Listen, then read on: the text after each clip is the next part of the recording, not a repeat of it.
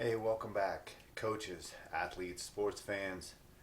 We're in our series this week still on drills by position. These could be team drills, even group work, pods, positional drills, some individual work.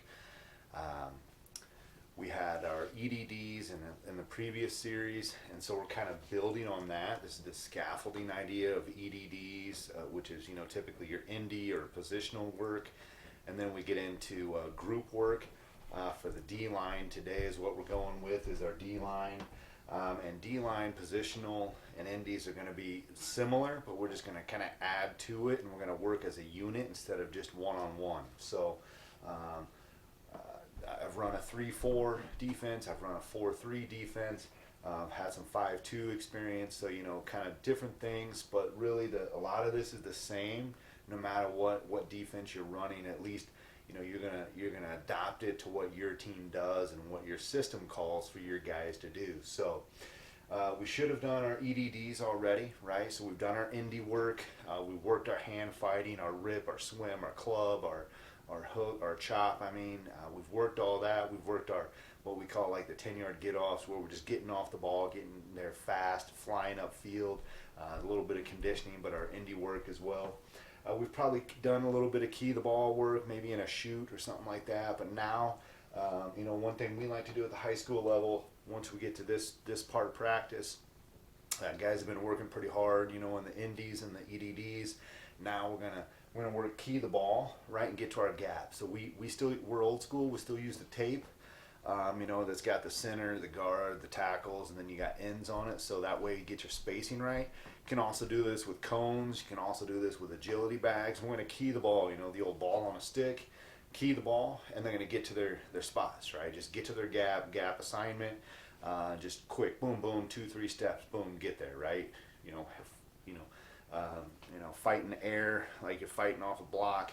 Key the ball, get to your gap, fill your gap, do your responsibility.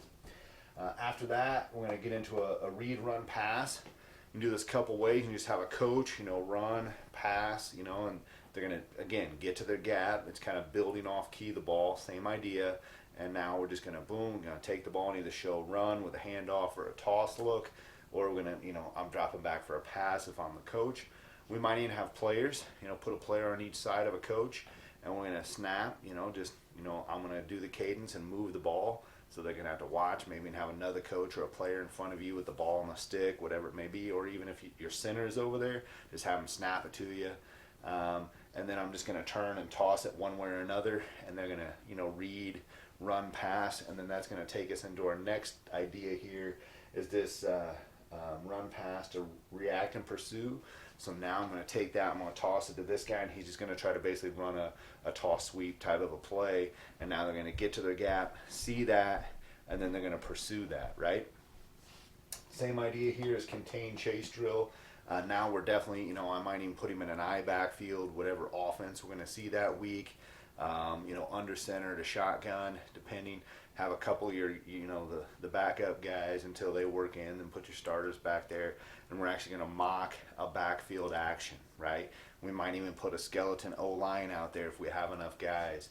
And we're going to work on contain and chase responsibilities. Contain if I'm, if I'm a force player and I have to contain, I'm going to contain. If I'm in the box where, nobody gets outside of me. If I'm a chase player because it's away, what's my angle? So we're really just looking to add in to what we're doing and just building on those individual skills. Now we got to work as a unit, in the 4-3. All four guys got to fill their gap and pursue together, right? If you're in a 3-4, if you're a slant team like I used to run, you got to be able to slant, chase. And when we're not slanting, we were a double gap, so we got to read, right? So now we're going to put a guy across. We're going to boom, fight him off, shed him, and get upfield to make a play. So that's a contain chase. So all these are real similar. We're just kind of adding a little bit more in each drill to build up to full go, right?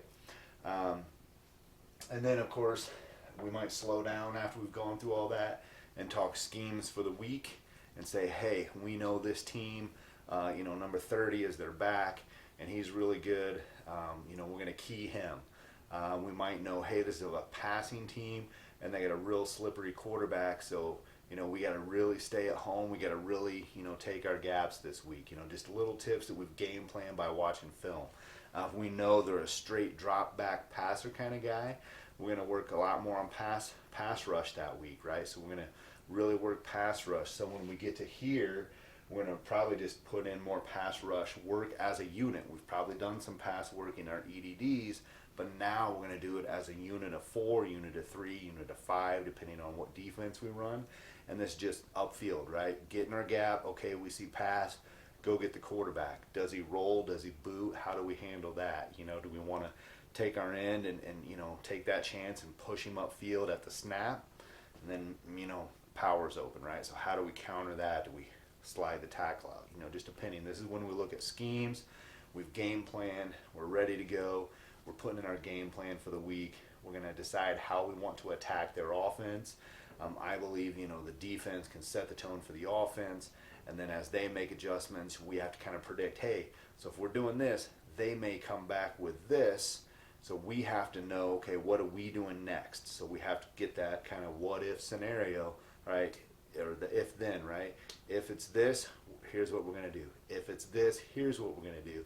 And then build those in and rep them all week. So when we get to Friday nights, Tuesdays on JV, if we're, Saturday team, whatever it is, we're a youth league, we're kind of ready to go, right? Probably don't watch a lot of film at the youth level or middle school, but we might know our opponents enough to say, hey, they run this. But this is really high school level here, just being ready so that we're ready for what they're going to do. We know this formation, their tendency 80% of the time is this play or this direction maybe based on formation or strength. And those are the things we're going to work after we've gone through all the kind of physical tools. Now we're going to get those mental reps and kind of walk it, run it, and be ready to go. So that's it for D-line and our positional pod group work team stuff. We got more coming this week. If you want to catch me on Instagram, it's Coach Michael Fields. Twitter, Michael K. Fields. And you can email me at coachmichaelfields@gmail.com. Love talking football, talking sports, other coaches, athletes. Reach out, let me know what you think. Like, subscribe, share the YouTube video, and appreciate you watching today. We'll catch you next time.